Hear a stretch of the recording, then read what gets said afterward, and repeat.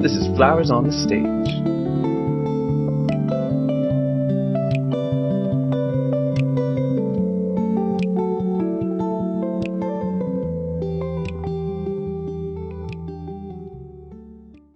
I always feel like I've been performing. Like ever since I was little, I was always like in school band, in the school choir, doing the school plays and the musicals. So I don't think it's changed me so much as that it's just been in me this whole time.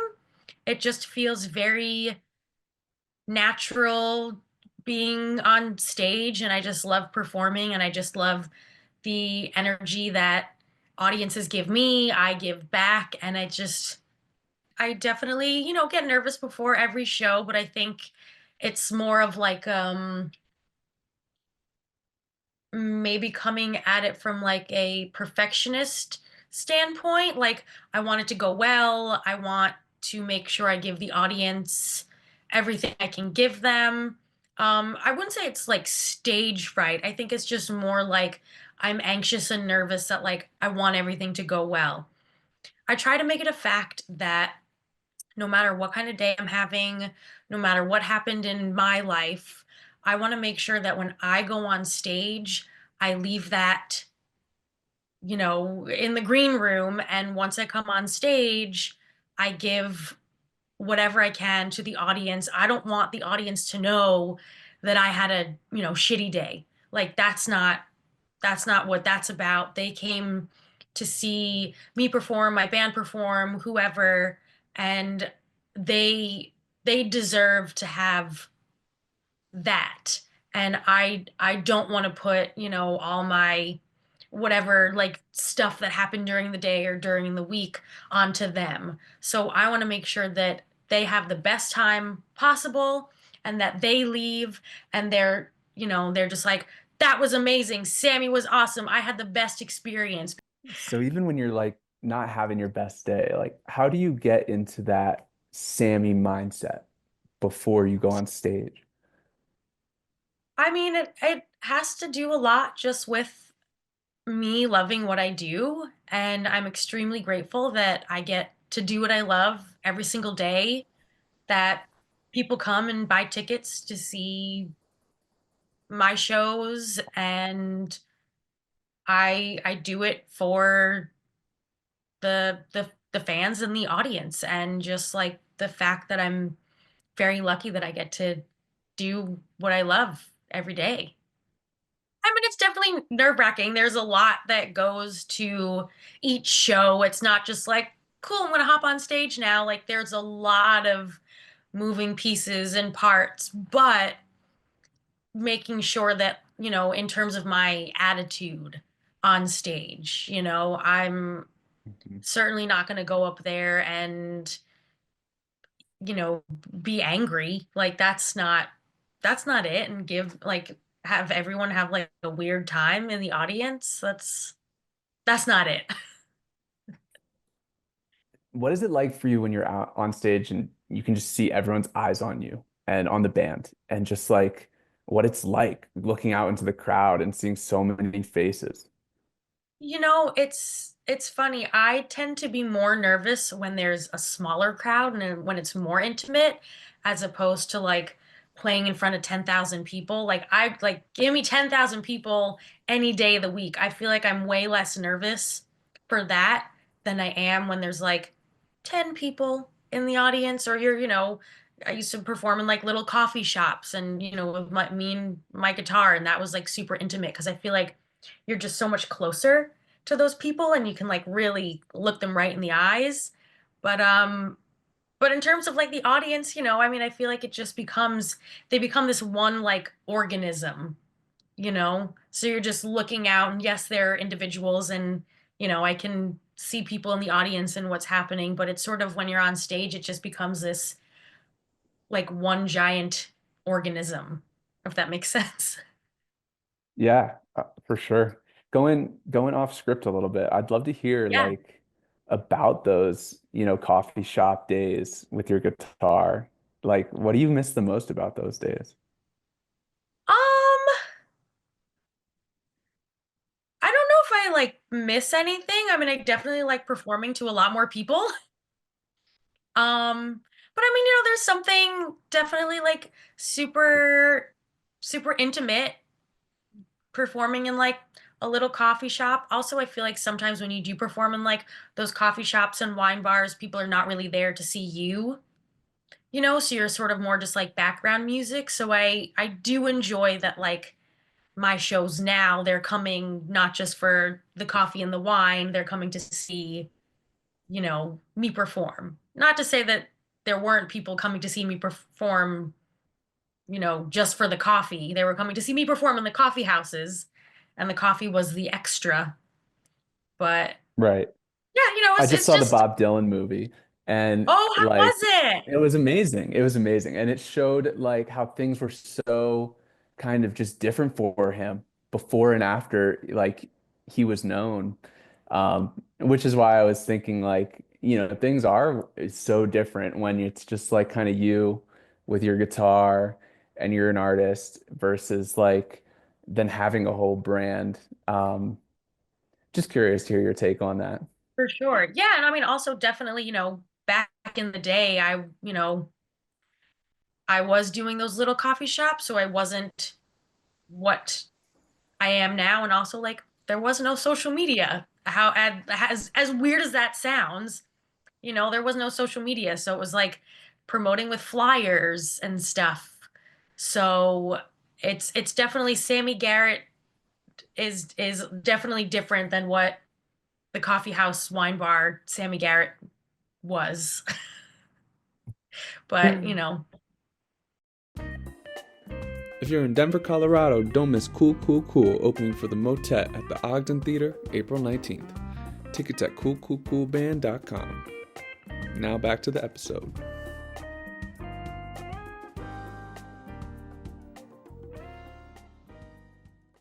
I want yes. to talk about lyrics and I'd love to hear from you some of your favorite lyrics that come to mind, either written by someone else or that you've written. Oh gosh.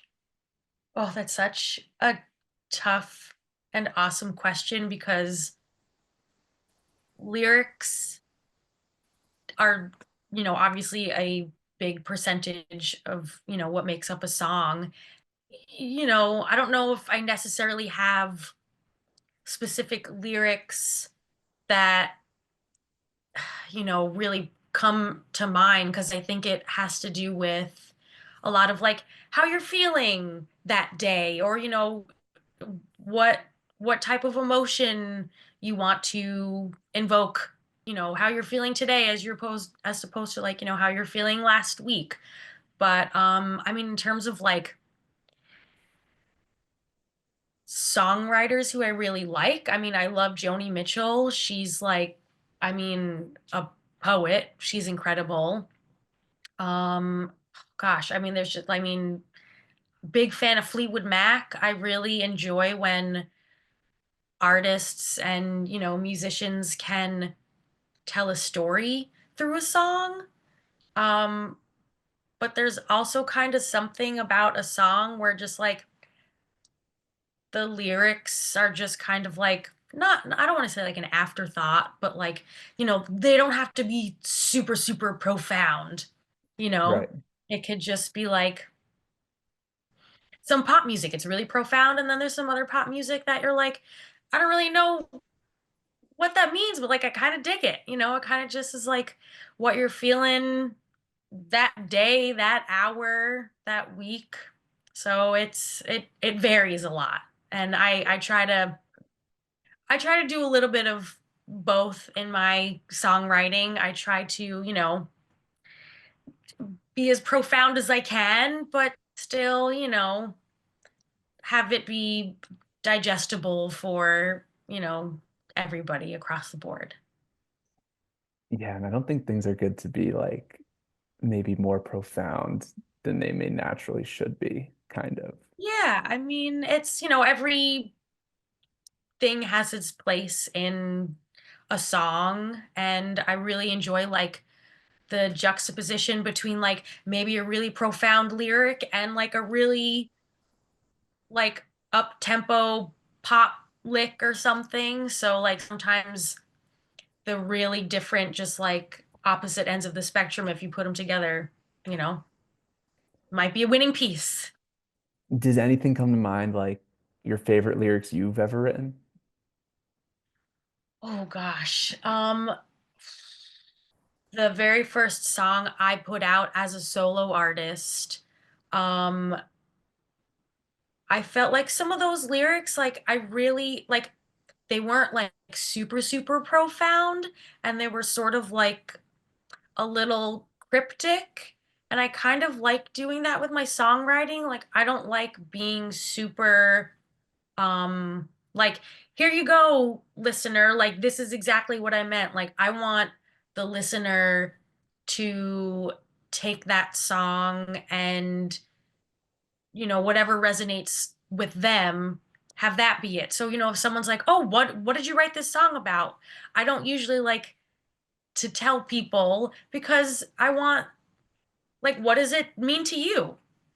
Hmm. You know, what do you get from it? And sometimes, when you afterwards, when someone tells you, like, oh, this, oh, I just wrote it about, you know, me walking down the street eating, a sandwich. You're like, oh, that's it. And then it totally changes your whole mentality of this song that you love, that you thought was like super meaningful, and someone just wrote about, I don't know, like feeding ducks in a pond. Like, you know, we're like, oh, that's Don't meet it. your heroes. So So yeah, yeah. Stepping then aside from lyrics, I'd love to hear if there's anything about life in general that 5 to 10 years ago you didn't believe, but you believe now. ooh, what do you mean? Just like in general, or music, or Yeah, like how maybe what's most important about how to live your life, or the opposite, maybe what isn't important, you know, anything. um Not so music related. totally. Well, I know this might be trite, but like don't sweat the small stuff is really like, as I've gotten older, it's sort of like made more sense, and it's sort of like, you know what, you're right. Like, let's say 10 years ago, if something happened really little and it would have bothered me, but like now I'm like, oh my God, I can't believe like I was bothered by that, or that made me upset. I mean, obviously it's all relative, but it's sort of like, you know, sort of just like let it go, as what that movie Frozen says, let it go. It's like you can only control so much, and it's impossible to try and control everything and have everything go perfectly, or however, it's like you can only control so much, and you can control what you can, and what you can't, you kind of just gotta let it go. And I am a big believer in that a lot of everything happens for a reason, with obviously certain things, but like I feel like things will work out the way they're meant to work out, in terms of, let's say you're planning a gig and someone drops out, and but then a friend of a friend calls someone else, and then you meet an amazing person who you probably wouldn't have met before. Like, it's trying to turn the negatives into positives. I know it's I easier said love than that. done, Yeah. but But someone's got I to say it I first. try to just, yeah, just, it'll sort of, whatever's supposed to happen will happen, and not to get too stressed out about it. Hmm. So looking back at, your career and what you've gotten to do, what you've kind of accomplished and the success you've had, I'd love to hear what you ultimately feel like brings you the most fulfillment that, you've gotten to do. and based on that, like what you want more of in terms of like what brings you the most fulfillment. Honestly, performing my music in front of people is the most fulfilling thing I feel. And I'm not speaking for every artist, but like being able to perform your music in front of people and have those people enjoy it is the absolute most fulfilling thing ever. Like I love playing shows, so like the more shows the better. It gives me life. I love meeting all of the people who come to the shows like after every show. With Cool Cool Cool and with Turquoise, I was at the merch table and everyone was like, I can't believe you're here. And I'm like, why wouldn't I be here? It's just like the fans and the people who listen and love music, like I would not be here without them. They are everything. They're the life, the blood. Um, you know, they're they're so supportive and it's such an amazing community of people. I'm very honored to be able to do what I do and have just amazing people around me, friends, family, and just the fans and amazing people who come see our music. People are there for a reason. And I'm glad. It makes me happy. What do you think young you would say to you now if they had the chance?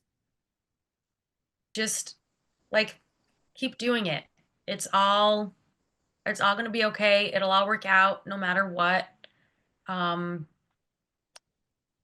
and going back to like the sort of everything happens for a reason, as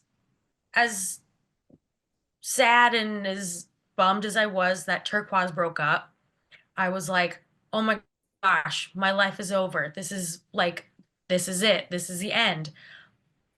It clearly was not. And we have this amazing, awesome band, Cool, Cool, Cool, that came out of it.